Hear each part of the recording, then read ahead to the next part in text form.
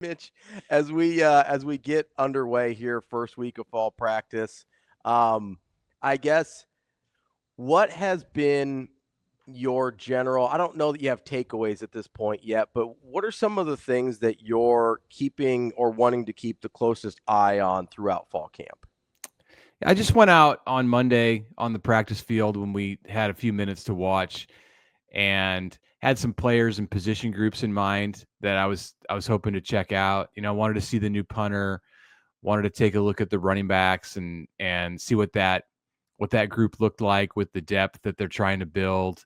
I wanted to see the defensive line and they were just standing around like at the moment we were out there. I shouldn't say they were standing around. They weren't doing anything that allowed me to get much of a sense of of the group. Like it wasn't an enlightening drill that we got to see. If there had been an entire practice session, and there will be on Saturday to observe, that would have been much better when it came to the D line. Looked at the offensive line, so I'm not I didn't have any great agenda. Like, all right, I'm at the start of preseason camp. I'm gonna be able to diagnose this team in a day or a week.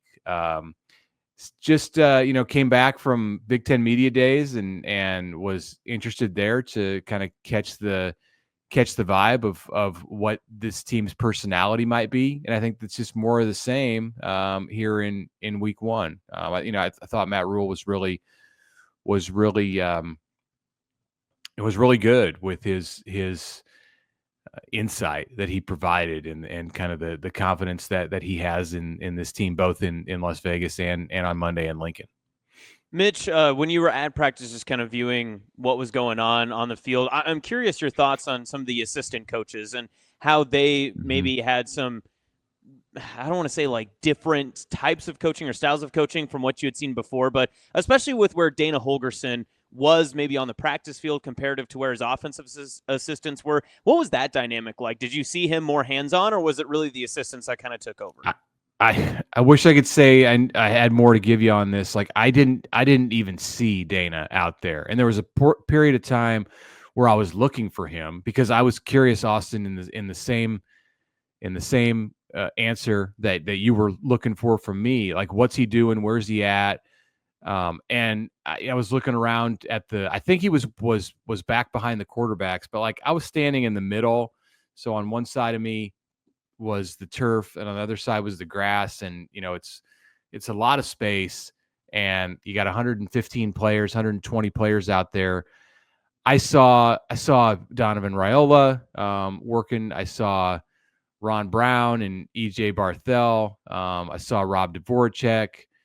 I saw John Butler, but I didn't even see Dana. So I wish, like I said, that again going into Saturday, like that's something where you have more time to watch, and we had 15, 20 minutes, and hopefully I can go around and kind of get eyeballs on really all the things that you would want in the first week of camp.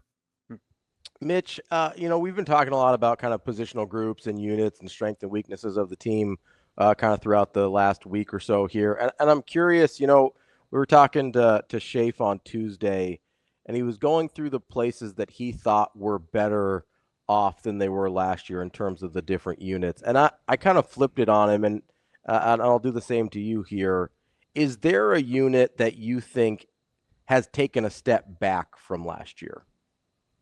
Well, because of the experience factor, I mean, I look first at the defensive line. They had Ty Robinson and Nash Hutmaker a year ago, and it was very clear who was leading the group and how they lined up, and I mean how they lined up to run drills, and like who set the tone. And they're still trying to figure that out. I think they're still feeling through that at the moment. You heard Cam Lenhart talking about Riley Van Poppel and Elijah Judy, and like Cam is a leader in that group, but there's still a feeling out process. I'd start with that group. Maybe go to the running backs too. Now, how it panned out for Nebraska last season at the running back spot because of some injuries and they didn't. I don't know if they got as much out of that out of that group as they thought they were going to heading into the season. It kind of became Emmett Johnson's show late in the year. I think there's less room to miss at the running back spot this year than there was in entering 2024. They had some safety valves that they had to tap into last year, and right now, maybe you have that, but you just don't know because there's not really any experience at all behind Emmett. Mitch, when you look at the team's depth across really the entire roster and maybe even specific position groups like Ravi was just asking, just going through kind of the offseason, where the additions have been, how we feel about certain players' development, does it feel like there's not as large of a gap between the starters and backups or projected starters and where maybe their depth pieces would be as we've maybe seen in recent years? It at least feels to me like that gap has shortened up at least a little bit. I feel that way about the O-line, about the secondary, about the wide receivers, arguably. Trying to think of how I viewed that group a year ago. Certainly by the end of the season, in comparison to right now, I feel that way about the wide receivers and probably the linebackers too. You know, I think like a jack linebacker, for instance, to pick out a specific position, they haven't had depth at that spot. You know, whether they called it the jack or it was just an outside backer in previous seasons. Their depth there is great. I think they can play multiple players at the same time if they want to. And so, yeah, I mean, at more position groups than not at tight end, I think the depth is strong going into the year. The more positions than not, they are deeper across the board than at this time last year. Mitch, if I gave you one spot where I could say, hey, I can guarantee you a B+ grade for the season, whatever that equates to in your head, where would you put that B+ on? Like what group, or even an individual player or position? I'll leave that up to you. Where would you say, like, hey, that's where I want that B+, just so I know that's what I've got? I really like the combo that Nebraska has at that jack spot with Willis McGahee and Dasan McCullough, and I think there's some other young players who will get fine time on the field this year and start to earn some quality reps as they get into September and October. That's a really strong position. So I'll go there. And Phil Simpson coaching it now. They have an experienced coach there and who can help advance that progress. Like the addition of McCullough coming over from Oklahoma in the offseason and the growth of McGahee, like those two things together, I think bode very well for what they're going to get out of that spot. I think it can be a primary pass rushing position and then also a spot that they rely on to just be able to do their job on the D line, like not miss assignments and just be very solid against the run and the pass. Mitch, I'll stick to the defensive side. I might come back and ask you the offensive side, but on the new assistants that are a part of that defensive staff, which do you think is under more pressure to have their unit perform better? Is it the defensive backs or defensive line? Probably the D line. I mean, they go hand in hand. You need to have a good D line in order to have a secondary that performs. So for me to pick one and say like, oh, the D line's under more pressure, and then I think, okay, well, what if the secondary, falls flat and they don't get good play? And then you're going to be giving up big passes. That's not good. So they like a defense. This is part of it. This is just football. Like you have to be good everywhere. You're only as good as your weakest link. And if you're not getting it done up front, like it's pretty tough to play in the secondary. Like having said all of that, I think there's more pressure on Terry Braden as a defensive line coach because I think there's less room for error. Like in the secondary, there's so many pieces, and if you have a couple of injuries or like something doesn't pan out, the thought right now I think is that you're going to be okay. And I don't know if you can say that about the defensive line. So just from the standpoint of like how much margin for error there is, I'd probably go with more pressure on the D line and Terry Braden. Mitch, you brought up the receivers a minute ago and kind of what the gap was between them and some of the other some of the other players at that position. I guess I was a little surprised to hear you include them because at least in my perception, I feel like especially Key and Hunter have been kind of elevated, maybe just because they're new, but Mm-hmm. have been sort of elevated above everyone else. I guess what's led you to believe that maybe everyone after those two is closer than maybe the perception? Because I think the youth is really dynamic in that room. I mean, we've seen it from Ja'Cory Barney. We know what Nebraska has in him. But I think that Cortez Mills and now Jeremiah Jones coming in, and you have Quinn Clark as a redshirt freshman. Like, I think these are players that are all going to step up and make contributions this year. We've been let down by the receivers in the past at Nebraska, where you can kind of get suckered into thinking that it's going to be a good position group because of the way that the athletes look. And I think you can go to any power conference school in the country, and if you look at the receivers, you're going to be wowed. And you have to take that into account when you consider like what kind of production to expect from Nebraska, because it's just there are athletic and fast and long players who play that position all over the place. Like, it's become a featured spot at the high school level, and you seem to be able to find players who look the part every year in the portal, and then that doesn't always match up with the production. But I do think that the group that Nebraska has this year with the older players who came from the portal, and Isaiah Hunter's not older, like he's a young player for sure. But he did it. He proved it at Cal last year. But with Key, and I mean, Nebraska knows what it has in Janiron Bonner. Like, people forget about him. I just think there's a lot of players there who are in a good spot to connect well with Dylan Raiola and produce this year. I'm not going to say that it's the first time I've felt that way, and like I said, I've been proven wrong before. I really thought Nebraska would get more out of Banks and Nair than it did a year ago, but I think some of that was just the like inconsistency of the offense in general, and some of it was that their own doing. But I don't get that feeling from the position group this year. Some of it also, I think, the confidence that I have in the wide receivers is because of Da'Keel Shorts. I'm just really impressed with what he brings to the table. I think he's a great fit with Dana Holgorsen. And, we'll get to hear from both of those guys on Thursday. So looking forward to that. Mitch, I asked Schaefer this yesterday. Curious your thoughts when it comes to how this receiving group can perform. You mentioned last year is a little bit more disappointing with the transfers and their overall production. Would it be more beneficial for Dylan Raiola's progression, the offense's progression, that you have a number one go-to receiver who's head and shoulders above statistically and in the game situation above the rest of the group? Or would it be more proficient to be able to see a balanced receiver group where everyone's got about the same amount of yards, touchdowns, catches, all that? Oh, I think any quarterback. Well, I mean, there's I can see both sides to it, but I'm going to say balance. I think that the defenses in the Big Ten, unless you have a Jeremiah Smith, defenses in the Big Ten are going to find a way to shut down your number one option, especially if there's not a lot to offer beyond that player.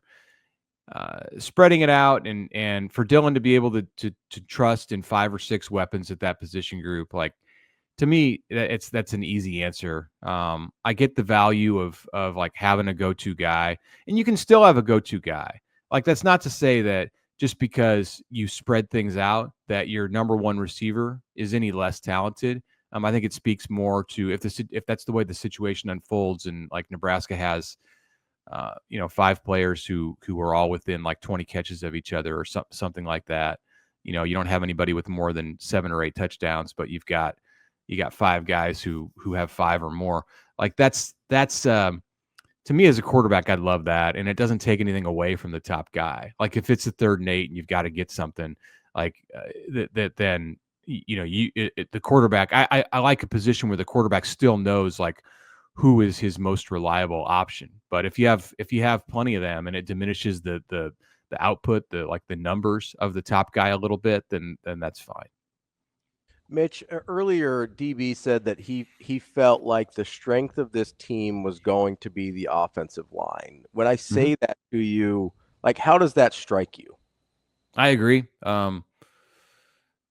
It's the group I think that has worked the hardest, that is the closest the closest, like they have the best relationships with each other. They have the position coach who's been doing this for the longest amount of time at Nebraska.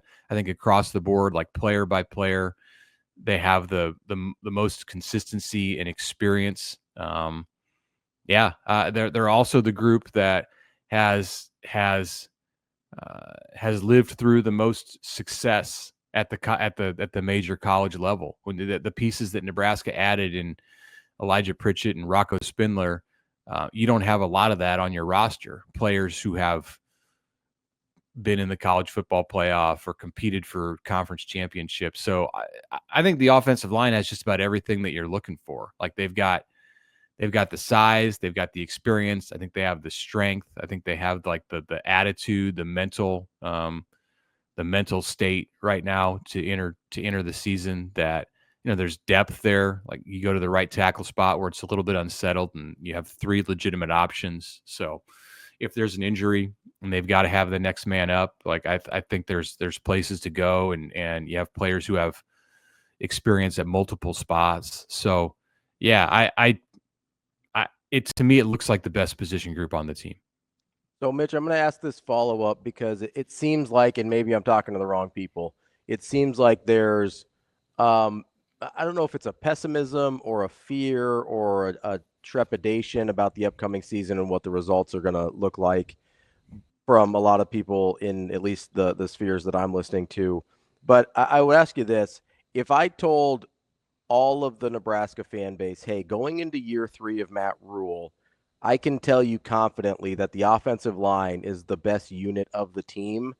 Mm-hmm. How much differently do you think people would feel if I took that 30,000-foot view than when we zoom in here and are looking down the barrel of the 2025 season? I think people would feel good about that. Like I think it means that your running game has a leg up. It means that you're going to be protecting the quarterback. I think that when the offensive line is good, I think it boosts the confidence of the entire offense. Like it's natural to look to the offensive line for guidance, for leadership, for inspiration. So if you start the season and that's the one thing that that your offensive line can lead the way, then that's a great place. That's a great place to be.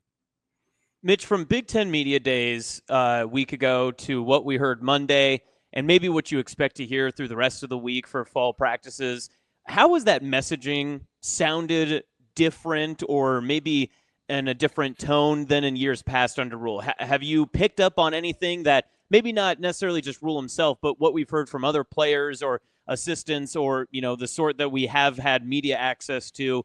Is there anything that you've picked on that that feels a little bit different than what we've heard the past 2 seasons?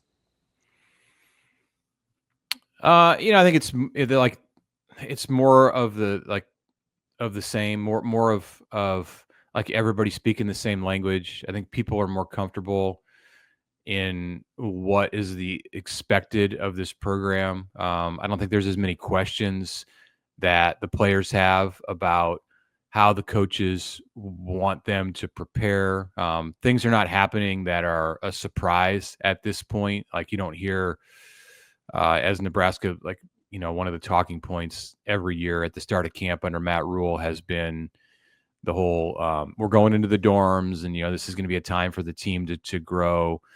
This year, it's just there. It's just part of it. And they took it a step farther with what that exercise is intended to produce. And the players said, hey, we just want to be in here without the coaches. So I think people are more natural in their in understanding what Matt Rhule and his assistant coaches want. Like they're able to get down to business more quickly because there's no longer a feeling out process that you had certainly in year 1. And I think even a fair amount last year. Mitch, are you surprised that seems to be the case considering there was, a pretty decent amount of turnover in the staff this last year?